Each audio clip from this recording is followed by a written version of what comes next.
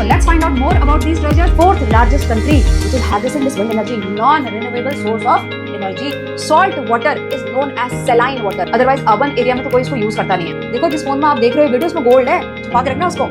Sun energy is getting transferred to all the organisms. These type of structures were used for hunting. Forest is self-sufficient. Hello Bacha Party, welcome to YD's Concept Classes. I'm your mentor Yogita Dhami and here we are in our 6 to 8 zone for young and curious mind of class 6 students with a new chapter, that is chapter 11, Nature's Treasure. Treasure, something which is very precious. We always keep it hidden, है ना? हम किसी को उसके बारे में नहीं बताते, कोई ले गया तो, है ना? Yes, nature has also given us lots of treasure beta, but still we don't value them. Do you know why? Because these treasure doesn't belong to any particular one individual. वो सिर्फ मेरे या आपके नहीं है. All the organisms those are in this on this earth are using these treasures. अब जो हर कोई यूज करे फिर वो बहुत कॉमन हो जाता है ना, उसकी वैल्यू नहीं रहती. Yes, that's why we are not giving value to these treasures. So let's find out more about these treasures and check out whether we should value them or not. ठीक है? So let's get started. Treasures of nature means here we are talking about the resources, the elements which nature has provided us. We cannot make these treasures. They are already present in our surrounding and we are surviving because of that. Without these treasures, we cannot expect life on this earth. है ना? Have a look here. Treasures of nature means the elements or the resources that are provided by the nature and these are essential for the survival of living beings and enhances the quality of our life. ठीक है? Now, can you tell me some treasures? ऐसे कुछ resources बता सकते हो? पता है ना? Yes, sun, air, water. We cannot make them. But we are dependent on them. उनके बिना we can't expect life. Yes? उसके अलावा और क्या हो सकता है? Let's check it out here. So air, water, sunlight, soil में क्या होता है? Plants grow करते हैं. हम soil पे चलते हैं, है ना? So that's why it is an important treasure. Plants and animals, minerals, इनके अलावा fossil fuels भी हैं. Got it? And we have to study them in detail. We have to find out how much they are helpful for us. Got it? So let's get into the detail of these all treasures one by one, starting with air. Air, is it visible? No. Air is a transparent object. So we can't see air. Then how can we check the presence of air in our surrounding? Wherever you are sitting right now and you're watching this video, can you feel air? I don't think so. If you're sitting in a room. But if you will switch on the fan, then you will feel that air. होगा ना? फिर आपको पता पड़ता है कि ओह बहुत तेज हवा चल रही है. होता है ना? Yes. Actually बेटा, air is a transparent, invisible substance, but we can feel the moving air on the skin or like when we breathe. जब आप बहुत लंबी सांस लेते हो पता पड़ता है ना कि बहुत सारी ऑक्सीजन हमारे लंग्स तक चली गई. Yes, we can feel the air. But other than feel, how can we check the presence of air in our surrounding? Actually, we can check by some physical effects. Like when the air blows, the objects which are in the surrounding, they come into motion. होता है ना? बहुत तेज हवा चलेगी तो पत्ते हिलना शुरू कर देते हैं पेड़ों के, है ना? If you are out, तो आपके बाल हिलना शुरू कर देंगे. So with these small motions in the object, we can check the presence of air. And these are the physical effects like rustling of leaf, मतलब पत्ते हिलना, fluttering of pages, swaying of cloths. Swaying of cloths means when we put cloths on a wire outside for drying, तो वो हिलते हैं ना जब हवा चलती है तो that is the one. ठीक है? Now, the faster will be the wind, more will be the physical effect. Yes. Now, what we will call this moving air? Moving air is called wind. Important line यहाँ से MCQ या 1 marker question बनता है. ये easy है, but still you should notice it. This moving air is called wind. Remember this. And wind क्या हमेशा एक ही स्पीड से चलती है? No, wind can go slow and fast also. So when this wind moves slow, then it is called breeze. And when this wind go fast, then it is called storm. Storm, how powerful it is, है ना? कितनी power होती है? सब कुछ अपने साथ उड़ा के ले जाता है. ब्रीज में होती है क्या? Can breeze blow away the things like storm? No. Here the storm is having more energy and breeze is having less energy. Yes or no? Yes. So let's talk about about this wind energy. But a moving wind is having energy due to which it can bring the motion into the object. जितना fast आपकी air चलेगी उतना ज्यादा उसमें power होगी, है ना? इतनी एनर्जी होगी बेसिकली. ठीक है? To check out this more about this wind energy, you have to make one activity. ये देखो फिरकी, देखा है कभी? ये देखा होगा, है ना? It's a very interesting toy you can say for small kids. क्या करते हैं? इसको लेके ऐसे हवा में भागते हैं और जितना स्पीड से भागेंगे उतना तेज ही चलती है. होता है ना? Yes. What is the concept behind it? Here you are going to make the fans out of these colourful paper. Colourful जरूरत नहीं है, वाइट से ही बन जाता है. ठीक है? तो अब ये फैन बनाएंगे तो क्या होगा, when wind will blow from here, this wind will bring these papers और फैंस इनटू द मोशन, है ना, और उससे फिर ये ऐसे ऐसे चलना शुरू कर देती है, रोटेट करना शुरू करती है, ठीक है। इसी फिरकी के बेसिस पे have you seen these, what are these, wind mills, है ना। क्या होता है यहाँ पर, there the fan is rotating because of the wind and this fan is attach to somewhere to the motor, और जैसे ही ये मूव करना शुरू करता है तो अंदर मोटर मूव करता है and then it produces the electricity. So here wind energy is getting converted into electrical energy, ठीक है। So here the conversion of wind energy is taking into electrical energy, got it। और ये सिर्फ एक wind mill नहीं है, this is wind mill farm, पूरे farm में देखो कितने विंड मिल है ना। Now do you know these type of wind farms are lot in our country, कहाँ पर है। For this there is a screenshot given in your book, ये दिया हुआ है, Muppandal wind farm in Tamil Nadu, number 1 wind farm of India, सबसे ज्यादा wind energy, conversion of wind energy into electric energy takes place here, ठीक है। So that's why it is the number 1 wind farm, got it. इसके अलावा कौन से हैं, Jaisalmer wind park in Rajasthan, रमनवेल विंड पार्क इन महाराष्ट्र, ठीक है, दीज आर गिवन। इसके अलावा लिखा हुआ है find out more wind farms, तो इसके अलावा और कौन से बेटा, have a look, Andhra Lake Wind Farm and Venkaswada Wind Farm. So these are some of the common wind farms in India which are producing a lot of electricity out of this wind energy. ठीक है, we are harnessing it. Now you should know this, India is the 4th largest country which is harnessing this wind energy into electrical energy, है ना, and this is a very good thing. Which is the number 1? Do you know? China. China is the number 1. Okay, चलो. Moving ahead, now beta we got to know that wind energy is very much useful because it is giving you so much of electrical energy, है ना। But what is the other importance of this air? अगर बेटा importance of air को जानना है ना, just try to hold your breath for few seconds. थोड़ी ही देर में you will feel that suffocation, है ना, बहुत uncomfortable हो जाता है। Why? What it shows? It shows that we cannot stay without air even for few minutes. Without air, life is not possible, है ना। So that is the importance of air. Got it? Now, other than that, beta, air is having lots of gases. पता है? It is a mixture of gas. So, let's find out the use of each type of gas present in the air. Got it? चलो, सबसे पहले start करते हैं oxygen से। क्या use है ऑक्सीजन का? All the animals are surviving because of oxygen. That is the importance, है ना? So, it helps the animals to survive on the earth. Other than that, oxygen is essential for combustion, for burning. जो भी चीजें हम जलाते हैं ना, gas जला रहे हैं, कोई भी फायर अगर है, it is all because of oxygen. अगर यहाँ पर ऑक्सीजन नहीं होगा तो फायर पॉसिबल नहीं है, ठीक है। Coming to carbon dioxide, carbon dioxide is helpful for plants, so it is essential for the survival of plants. Other than that, carbon dioxide is very good fire extinguisher, आग बुझाने के लिए CO2 का काम यूज होता है, ठीक है। Now what are the other gases which are present?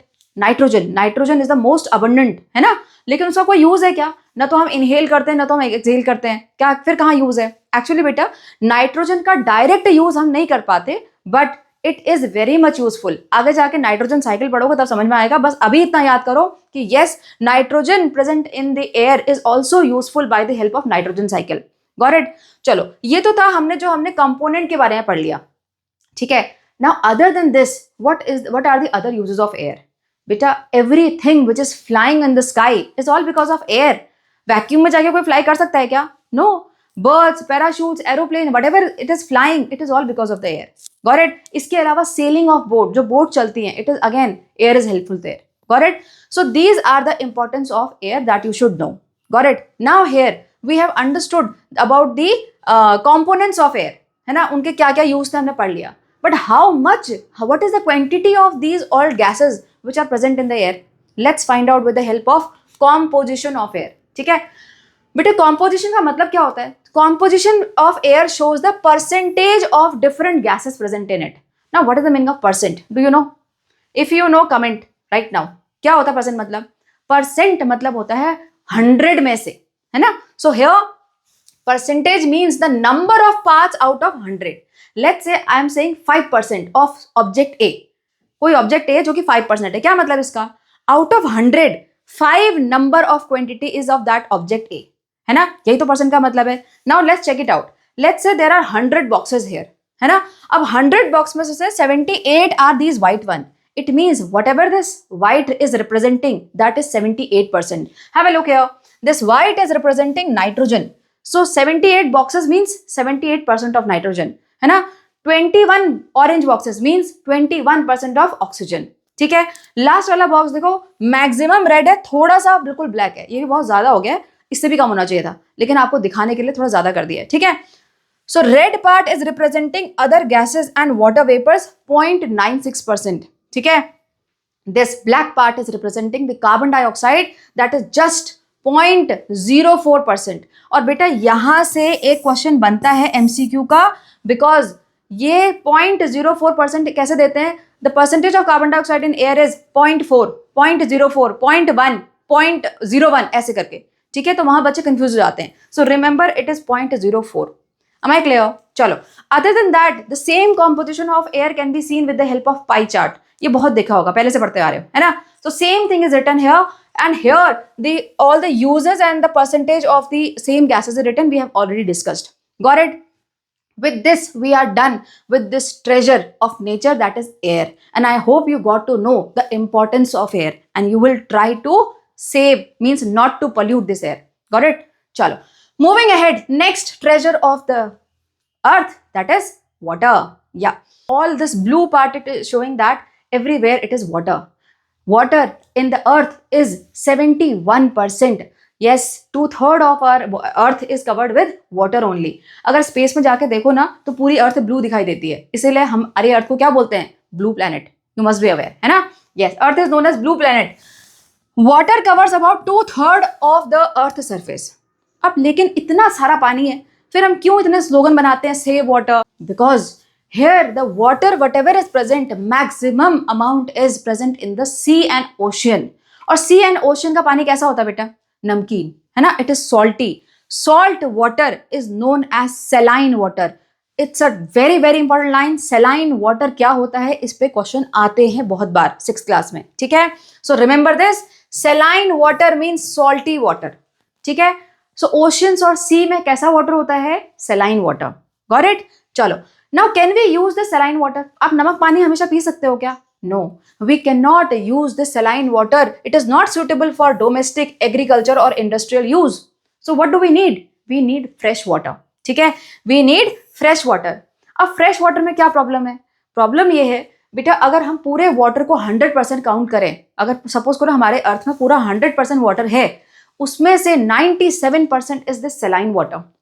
Means salty water, that which is available in sea and ocean. So rest only 3% is the fresh water, and out of this 3% also maximum is there in the ice caps and icebergs, जो polar regions में होते हैं वैसे वाले. ठीक है, अब वहां जाके थोड़ी लेके जाएंगे पानी, है ना? तो the sources of actual fresh water which we can use are very less. Let's find out about the sources of fresh water, and here along with the sources we will check out that what is the problem we are facing with those resources. ठीक है, चलो, can you tell me which is the first and main source of water? क्या है ये? Rain. Rain is the main source of water, but the problem is we don't value it. हम में से कितने लोग ऐसे हैं जो बाहर जाके जब रेन होती है तो वाटर को सेव करते हैं? I don't think so, maximum, है ना? कुछ ज्यादातर लोग सेव नहीं करते हैं. So that is the problem, we don't value this rain. Got it? और उसके अलावा बिकॉज ऑफ एयर पॉल्यूशन जो रेन नीचे आती है वो एसिड रेन में कन्वर्ट हो जाती है, तो ये भी एक प्रॉब्लम है. ठीक है, चलो, coming to the next resource, that is river. River is one of the most important resource of water. Do you know why? Because it is vital for the drinking, irrigation, industrial use, बहुत सारे काम आता है. But the problem is river, wherever the river will be, surrounding में क्या होते हैं? बहुत सारे इंडस्ट्रीज, फैक्ट्रीज, अर्बनाइजेशन, बहुत सारे people, everything will be there, है ना? और होता क्या है? Usually industrial waste they discard in the river. Yamuna की कंडीशन देख लो, गंगा अगेन, है ना? So every river is polluted because of the human activities. Got it? Coming to the next resource, smaller one, ponds, है ना? These are the smaller water bodies which are essential for the locals, है ना? एक अगर गांव में होगा तो उसके साथ एक पॉन्ड होता है, वो उनकी नीड्स को पूरा कर सकता है. But again here the problem, they don't keep it clean. वहां जाके वो कपड़े धो लेंगे, उसमें जाके वो अपने केटल्स को छोड़ देते हैं for taking bath. So that is the problem. ठीक है, but yes, it is a good source of fresh water. Got it? चलो, next is lake, the beautiful one. हमेशा जहां पे भी लेक होगी वहां पे बड़ी ब्यूटीफुल सीनरी होती है बेटा. Why? Because these lakes are found in the middle of the mountain, है ना. तो ये हो जाता है फिर टूरिस्ट अट्रैक्शन, और जहां पे टूरिस्ट होंगे इसका मतलब बहुत सारी पॉपुलेशन होगी, है ना, हाउस बोट्स होंगे, again water pollution. So here also we are facing water pollution. This is a good source of water, but we are not taking care of it. ठीक है. Next, underground water. ये यहाँ से ये ground है, उसके नीचे का दिखाया हुआ है अंडरग्राउंड वाटर, जैसे टेबल वाटर, है ना. कैसे इसको यूज करते हैं? आपने देखा होगा हैंडपंप. हैंडपंप में पानी कहाँ से आ रहा है? The handpump is digged very deep, and वहां से फिर ये उसको इस पानी को, वाटर टेबल के पानी को ड्रॉ करता है. ठीक है. And other than that we can use motor also for taking out this ground water. Got it? But again the problem is here wherever there is urbanization, जहां पे बहुत सारी population एक ही छोटी सी जगह पे है, वहां पर again this water is finishing off very quickly because lots of people are using this water in a one go. ठीक है. Now coming to the last resource of water, that is well. बेटा well nowadays nobody is using it, very less amount of people are using, अगर कोई गांव में है तो, otherwise urban area में तो कोई इसको यूज करता नहीं है ना. तो most of the well which are available are dried up, or even if they are having water it is polluted. Got it? चलो. Now moving for the uses of water in our daily life. बेटा इस topic को ना समझाने की जरूरत नहीं है, अपने आप को देखो और खुद where you are using water from morning to evening, just find it out and you will get at least 10 uses of this water. ठीक है. You start your day with brushing your teeth, है ना, washing your clothes, bathing, then you drink water, then you eat. अगर if you are eating food it means it was cooked, so for cooking, planting, है ना, कितने सारे use हैं. Let's find it out here. Drinking, aquatic life, swimming, fountain, bathing, construction, yes construction, है ना, plants, industries, cleaning floors, cooking, washing utensils, farming. So there are n number of uses of water. You just look around, जहां देखोगे वहां कोई ना कोई use मिल जाएगा आपको. ठीक है. So no need to write down these all, just try to think of yourself and you will be able to get at least 5 or 6 points and that is enough. ठीक है. चलो. Now let's understand the water pollution and the conservation. ठीक है बेटा. Water pollution कैसे होता है? It is all because of the human activities. Nature अपने आप से तो पॉल्यूशन करता नहीं है, हम ही हैं जो ये पॉल्यूशन क्रिएट कर रहे हैं. ठीक है. अब कैसे कर रहे हैं? Maximum we have discussed when we talked about the resources of fresh water, है ना, पढ़ा था ना वहां पर. वही चीज यहाँ पर थोड़ा सा फटाफट देख लेते हैं. The first is waste from homes, factories, industries. देखो ये सारे के सारे क्या करते हैं, कहाँ डिस्कार्ड होते हैं? वाटर बॉडीज में. सो दे pollute that water bodies. But nowadays it has been suggested that we should treat these waste water before disposing them off. लेकिन यहाँ पर ही प्रॉब्लम है, मैक्सिमम लोग उसको ट्रीट नहीं करते, ऐसा का ऐसा उसको डिस्पोज कर देते हैं, which creates a lot of water pollution. ठीक है. So this is the main cause of water pollution. Other than that, making animal bathe in the ponds and lakes, है ना, washing clothes, bathing in the water bodies. So again these are the causes of water pollution. Now discarding offering in the water bodies. बेटा you must be aware of the condition of Ganga, है ना, that is a holy river. क्या करते हैं वहां पर? वहां पे लोग जाके फूल पत्तियां, they go and lit दिया there. तो दिया में क्या होता है? Oil. So oil when mixes with water again it causes the water pollution. So these are some of the human activities which is causing a lot of water pollution in the fresh water bodies. Got it? Now can we use polluted water? No. Polluted water is so much harmful for us. हमको कितनी सारी problem हो जाएंगे अगर हम use करेंगे तो, है ना. तो we can't use polluted water. So now what we can do? We should conserve the water. ठीक है. So let's understand the conservation of water. Here बेटा इस टॉपिक में देखो पहले आप क्या कर सकते हो. As a student, as a small kid, what you can do to conserve the water? You must be aware. ये पहले से पढ़ा हुआ है. Close the tap while brushing, while washing hand. Don't keep it open. है ना, पढ़ा हुआ है ये पहले से. उसके अलावा use bucket. Don't take long shower. ऐसा नहीं कि शावर के नीचे गए और मस्त गाना गा रहे हैं वहां पे. Don't do that. You can conserve water bye these small things also. Other than that you must be having your personal bottle जो स्कूल लेके जाते हो, है ना. क्या करते हैं वो सारा पानी हम कभी यूज पूरा मैक्सिमम होता है कि नहीं कर पाते, तो क्या करते हैं उसको we throw it and we fill it again. So rather than throwing we can use that for watering the plants, है ना. तो that is also way we can conserve. और क्या हो सकता है? We can collect the rain water in barrels. अच्छा आप बैरल तो नहीं यूज कर सकते, but you can collect in small pots, isn't it? Yes. Other than that, collect the discard water from the purifier. Purifier देखा होगा आपने. There is a drain pipe near the sink. कितना सारा पानी उसमें से वेस्ट होता है. And how many of you collect that water? I don't think so. Try to collect that water and it can be used for washing clothes, washing utensils, watering the plants. there are lots of uses, है ना. So these are some of the ways by which you can help and conserve the water. ठीक है. इसके अलावा और क्या हो सकता है जो बड़े लोग कर सकते हैं? Have a look. We can use bucket instead of hose pipes to clean the car for gardening. So these all can be done with the help of buckets also. ठीक है. This will lead to less water wastage. और उसके अलावा be mindful that how much water we are using for cooking and washing. Other than this, fix leaks and tap. Very very important, है ना. We should fix leaking in the taps and pipes as soon as possible to avoid the wastage of water. Got it? Now let's see what are the techniques that are being used nowadays to conserve the water. The main thing is rain water harvesting. This word you are already familiar with. पहले पढ़ा हुआ है ना. क्या करते rain water harvesting में? We collect the rain water for future use. यही तो है, सिंपल है. देखो कैसे. Water harvesting involves the collecting and storing water in for the future use. ये देखो इस घर में क्या हुआ. There is a sloping roof which is connected to the collecting pipes. और ये सारा इस टैंक में जमा हो गया, है ना. Now we can use this water. From here again there is a different pipe, different connection. Now this water is being stored here, है ना. तो मल्टीपल जगह हमने स्टोर कर लिया and we can use it. Got it? Nowadays it is very common practice in buildings, homes and schools. Nowadays we are using it very much often. ठीक है. But here in your syllabus the whole structure, the working is not there. Definition important है. Definition 100% important है बेटा. ठीक है, ये याद कर लेना. ठीक है, चलो. So this is the modern technique that we are using nowadays. Ancient time पे क्या होता था? ये देखो. Traditional method of rain water harvesting. पहले के टाइम पे स्पेशली राजस्थान और गुजरात में they use to make the step wells. Step wells क्या होते हैं पता है? अगर आप उनकी लैंग्वेज में बोलोगे तो उनको बोलते हैं बावड़ी. ये वाला बावड़ी नहीं है, ठीक है. Baori in Rajasthan and vav in Gujarat. These step wells are known as baori और वाव. होते क्या हैं? ये देखो ऐसे. देखे हैं ये? पक्का देखा होगा. किसी न किसी मूवी में तो देखा ही होगा, रियल में नहीं भी देखा है. Why these are known as step wells? Because people use to climb these steps. देखो कितने सारे स्टेप्स हैं. इतने स्टेप जाने के बाद ये यहां से पानी लेके आते थे. सो that's why the name is step well. ठीक है. अब देखो कितना इंट्रिकेट इसका डिजाइन है ना. अभी आजकल के जमाने में ऐसी बिल्डिंग्स कहाँ होती हैं. Now if you will notice these buildings are actually, हम नॉर्मल बिल्डिंग ऐसे बनाते हैं, ऐसे करके ऊपर को बनाते हैं. ये उल्टा है. So you can say it is a inverted building kind of thing. ठीक है. और यहाँ पर कम से कम 6 to 10 स्टोरीज होती थी. जैसे हम ऊपर को 6 to 10 स्टोरी देखते हैं वैसे ही अंडरग्राउंड होता था. Yes, to collect that water. ठीक है. How advance they were in their thought process. देखो अच्छा यहाँ पर खास बात क्या है वो देखो.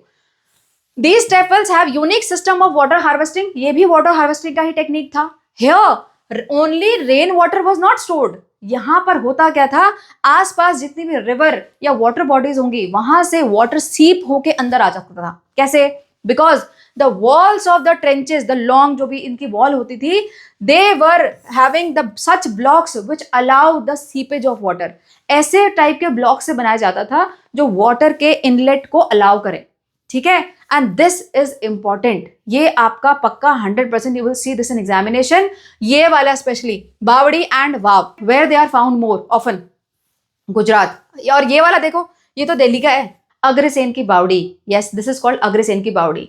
सो बेटा these are the traditional methods of rain water harvesting which were very much advance than ours. लेकिन इनके साथ भी अपनी कुछ प्रॉब्लम्स थी, specially the hygienes and all. That's why we don't use it nowadays. ठीक है. चलो बेटा, now other than this, nowadays we are trying to spread awareness among people to conserve the water, and for this we celebrate World Water Day on 22nd of March every year. ठीक है. हर साल हम इसको celebrate करते हैं और इस दिन हम बहुत सारे स्लोगन्स, पोस्टर मेकिंग कॉम्पिटिशन, बहुत सारी चीजें होती हैं. ठीक है, to spread the awareness. Got it? So this was all about this nature's treasure, that is water. Now let's go and check out the next treasure of nature, that is sun. Sun, the ultimate source of energy. Do you know why it is written ultimate source of energy? Let's find it out. Because sun gives the energy, and that energy gets converted into chemical energy by plants. Do you know why?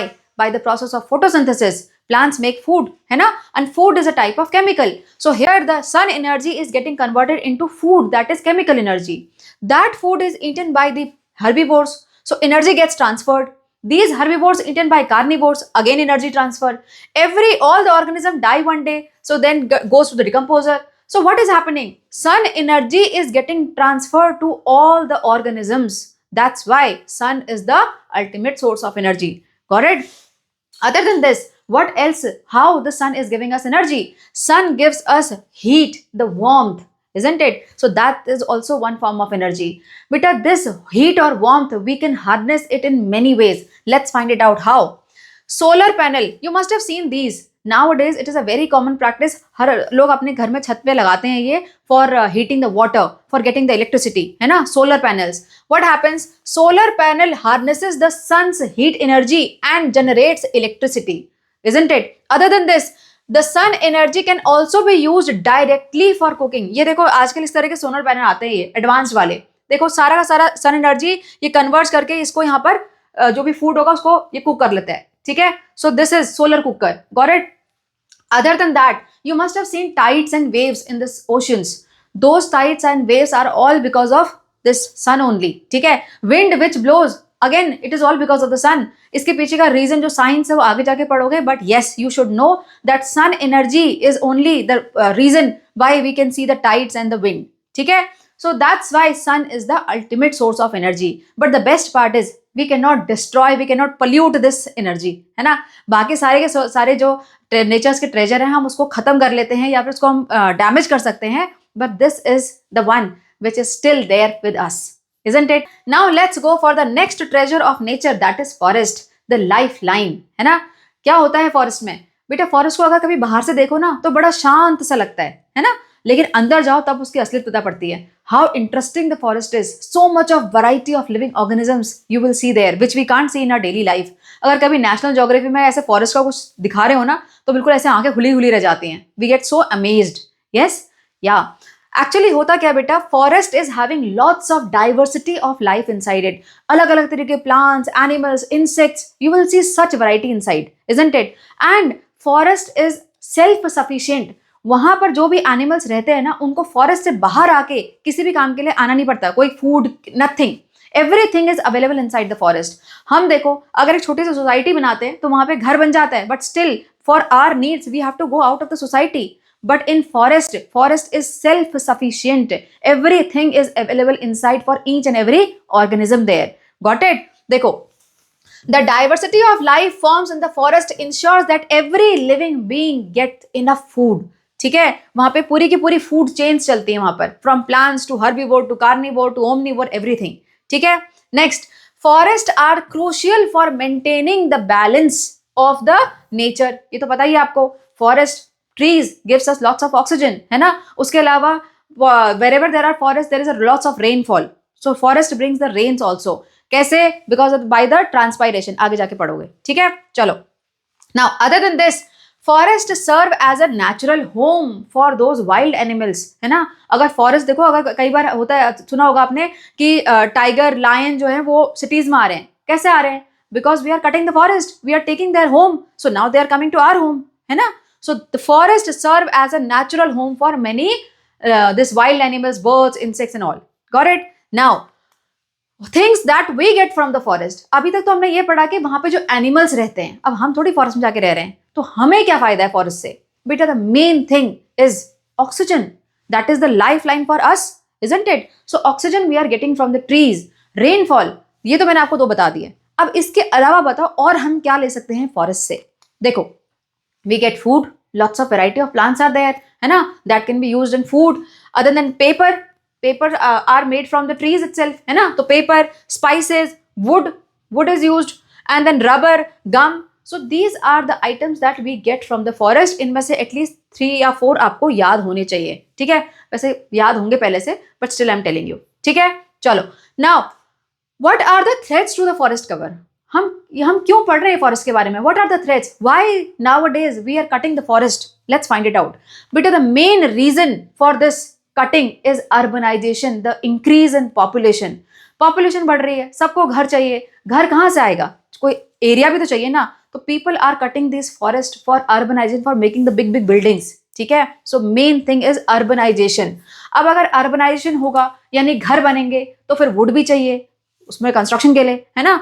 So logging for making the houses and the furniture. ठीक है. इसके अलावा agriculture practice के लिए भी कई लोग सारे का सारा फॉरेस्ट जला के छोड़ देते हैं. ठीक है. So these are the main reason why there is a threat to the forest. ठीक. Now we all know plant can grow, पता है ना, प्लांट तो ग्रो हो जाते हैं. Then why it is difficult to regrow the forest? Forest को regrow करने में इतनी क्या बड़ी बात है, क्यों हम ये पढ़ रहे हैं? Try and understand, it is a important question. यहां से you will see some questions in your examination. ठीक है, देखो बेटा, प्लांट ग्रो तो हो जाता है, बट जो प्लांट हम फुल ग्रोथ वाले प्लांट को अगर काट देंगे तो उस पोटेंशियल तक रीच होने में it will take several years, है ना. ये हम एक पेड़ की बात कर रही हूं मैं. ये अगर पूरे फॉरेस्ट की बात करो तो जिस पोटेंशियल पे फॉरेस्ट था उतना अगर जला दिया तो उतना फॉरेस्ट ग्रो होने में कितने साल लगेंगे? It will take lots of years to regrow that forest to the full potential. ठीक है, उसके बाद this is the NCERT question. Why deforestation lead to the damage of soil? Have a look. Deforestation can damage the soil due to soil erosion. है ना, पहले soil को plants hold करके रख रहे थे, जैसे ही plants गए तो now soil is loose. All the top layer will be washed away with the water or wind, and that is soil erosion. ठीक है. Now biodiversity loss is there. अब जब भी हम किसी फॉरेस्ट की बात करते हैं, we are not talking about the plants, we are talking about all the living organisms which are staying inside, है ना. तो अगर forest damage means there is damage, there is a loss of biodiversity also. That is the problem. Now it is challenging to recreate that whole ecosystem. जितने organism, जितने type के living organism उस forest में रह रहे थे, वही condition दोबारा प्रोड्यूस करने में कितना टाइम लगेगा? And I don't know whether it will be possible और नॉट.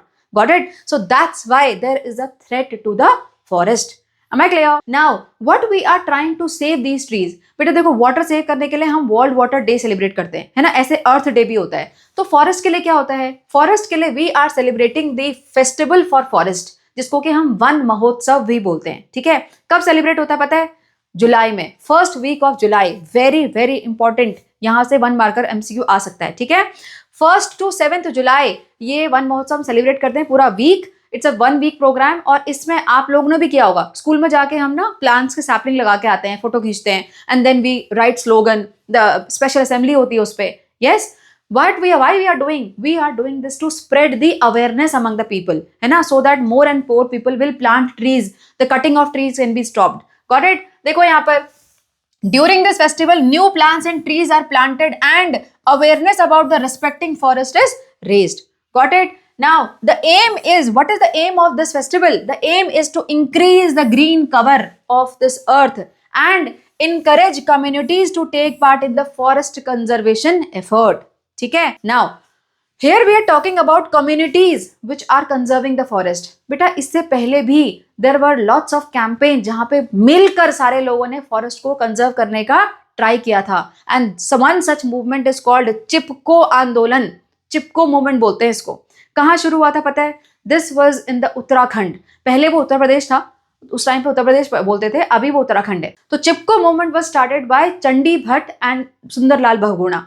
लेकिन ये तो लीडर थे, but here the main role was done by the ladies, by the females of that area. पता है क्या करते थे?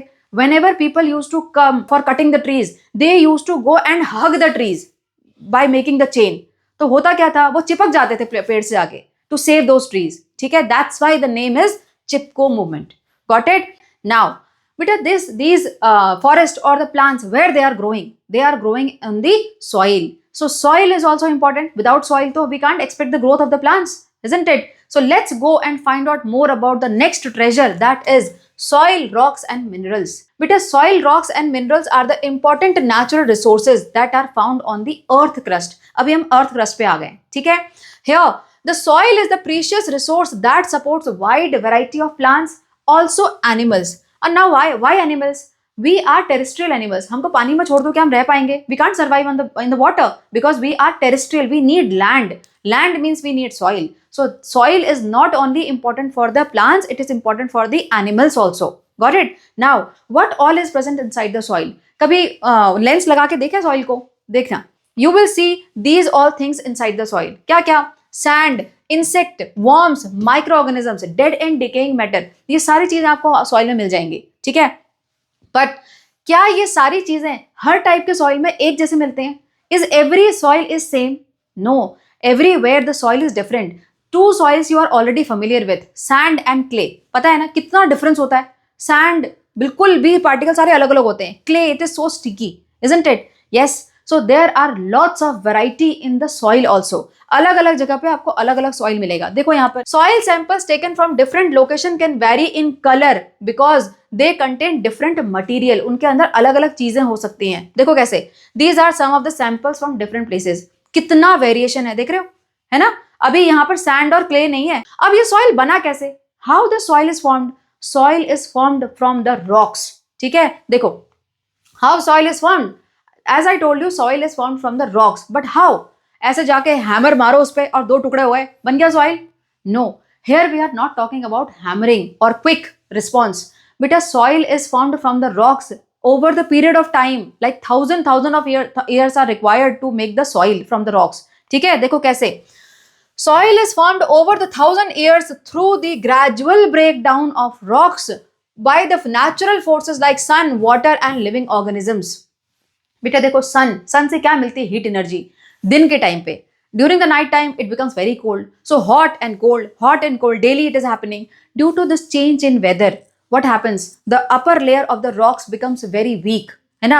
और जब वो weak होगी तो इसका मतलब फिर लूज पड़ जाएगी. Due to which what happens, whenever it rains, wind blows, animal walks, the upper layers keep on damaging and then it converts into soil. Got it?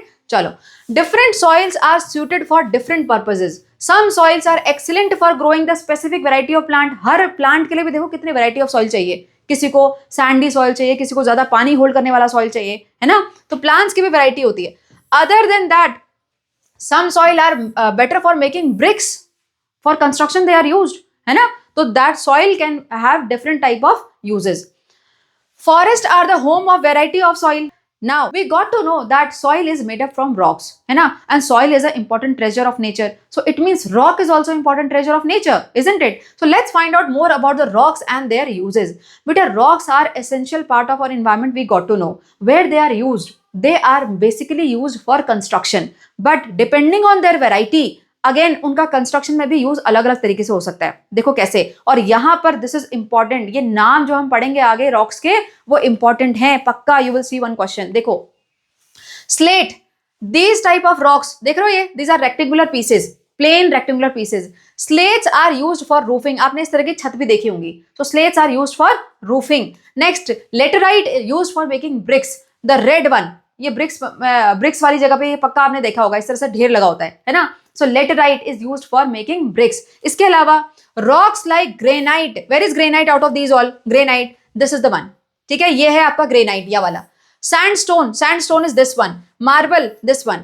So these all are also used for construction. आपने देखा होगा ये flooring के काम आते हैं, है ना. और स्पेशली राजस्थान में इस तरीके के बहुत सारे घर मिलते हैं आपको इस वाले से बने हुए, सैंडस्टोन से बने हुए. ठीक है.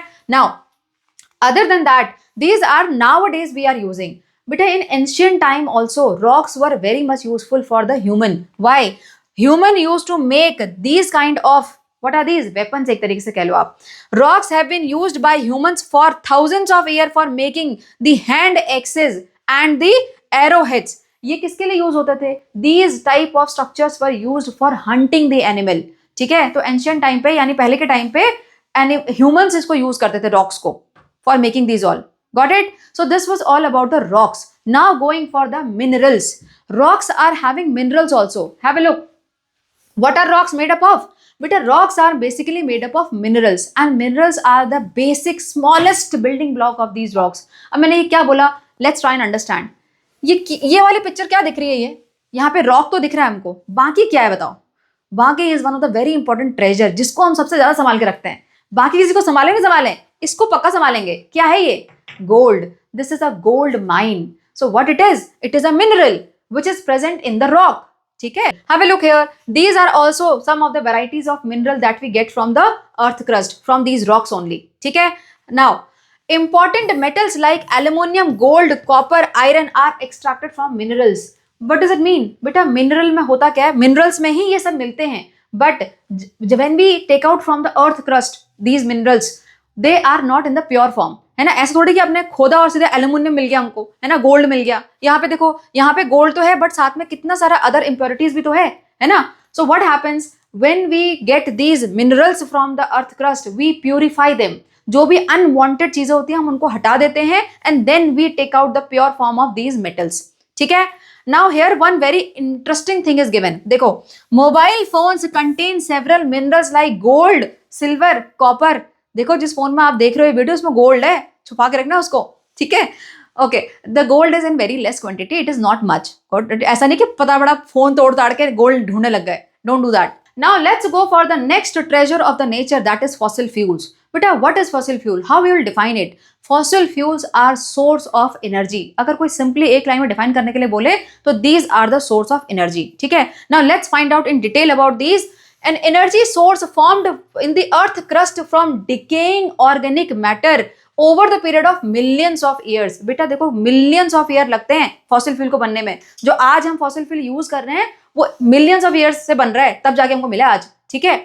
Fossil fuels are non renewable source of energy. Non renewable, renewable हम लास्ट में कवर करेंगे, वहां के लिए छोड़ देते हैं, ठीक है। चलो now let's find out how these are formed. So formation of fossil fuel, ठीक है।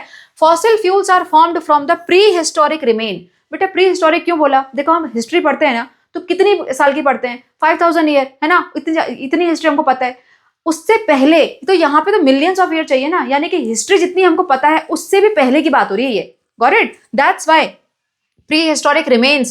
So fossil fuels are formed from the prehistoric remains of tiny organism and plants that were buried deep inside the earth. बेटा millions of years पहले कभी earthquake आया होगा या कोई भी एक नेचुरल डिजास्टर हुआ होगा जिसकी वजह से जो ऑर्गेनिज्म थे उस टाइम पे, प्लांट्स या एनिमल्स, वो क्या होते हैं, वो डीप इनसाइड द अर्थ दब जाते हैं, है ना। और because of that earth pressure what happens, they gradually converts into fossil fuels. Am I clear? चलो, it takes over millions of years to transform these remains into petroleum. ये देखो important, petroleum, natural gas and coal. So these are the three fossil fuels that we have to get into the detail. So petroleum, natural gas and coal are often grouped together as fossil fuel, लिखा हुआ है, ठीक है। Now let's get into the detail and understand more about this fossil fuels. First we will talk about the petroleum. बेटा petroleum and petrol, are these two the same things? पता है? No, these are not the same things at all. Petroleum is black in color and it is also known as black gold. पता है? Yes, petroleum is known as black gold. और अगर petroleum की refining कर लेना तो उससे हमको अलग अलग टाइप के और सारे फ्यूल्स मिल जाते हैं, ठीक है।